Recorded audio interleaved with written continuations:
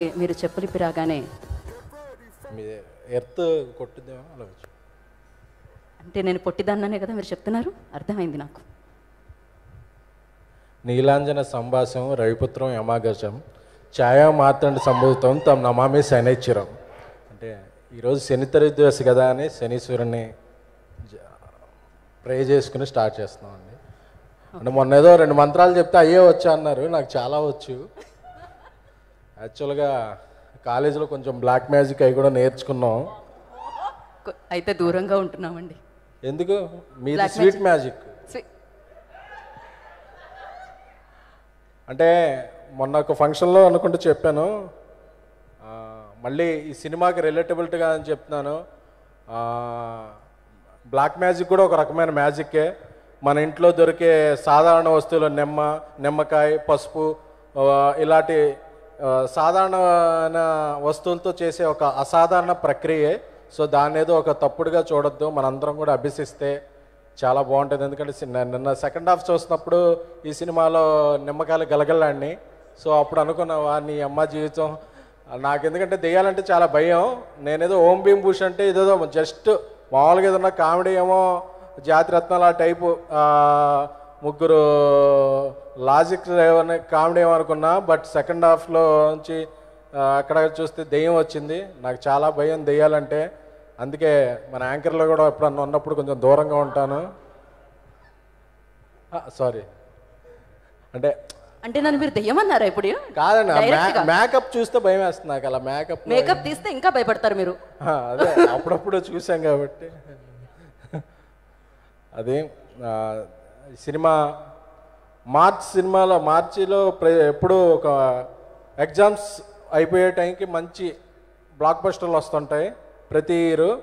ఈసారి మొన్న ప్రివ్యూలో చూస్తుంటేనే AAAలో చాలా బాగా నచ్చింది. ఎందుకంటే ఎక్కడ ఫేస్ మీద స్మైల్ ఆగలేదు, నవ్వుతూనే ఉన్నాం. కొంతసేపు అయ్యాక అసలు ఎందుకు నవ్వుతున్నారు అంటే అసలు ఏదో ఒక జోక్ వస్తానే ఉంది. సో చాలా బాగా నవ్వించారు డైరెక్టర్ హర్ష గారు. ఆయన ఎప్పుడూ హుషారుగా ఉంటారు, అందుకే ఆయన ఫస్ట్ సినిమా కూడా హుషారు అని టైటిల్ పెట్టారు. కాకపోతే ఏమంటే మీరు ఒక విషయంలో నన్ను డిసప్పాయింట్ చేశారు. మీ ఫస్ట్ సినిమాలో లిప్ లాక్ ఉంది, ఈ రెండో సినిమాలో లిప్ లాక్ ఉంది, ఈ సినిమాలో లేదు. బహుశా ఎడిటింగ్లో లెంత్ ఎక్కువైందని మా వంశీకి తీసేసి ఉంటారు. ఆ డిలీటెడ్ సీన్లో ఉంటే కలపండి. సినిమాలో అలాగే చాలామంది వీరులు ఉన్నారు, ఎవరు కనిపించట్లేదేంటి? అంటే మీరు వస్తున్నారని చెప్పామండి, అప్పుడు రావాలి కదా. సో ఏదైనా సరే మా శ్రీ విష్ణు గారు ఎంచుకునే సబ్జెక్టులకి ఒక టేస్ట్ ఉంటుంది. సార్ మీ ఏం పేస్ట్ వాడతారు సార్?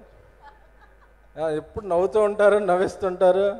సెకండ్ హాఫ్లో అయితే ఒక అరగంట ఎపిసోడ్ మాత్రం నభూతో నభవిష్యత్ అనిపించింది నాకైతే చూస్తున్నప్పుడు.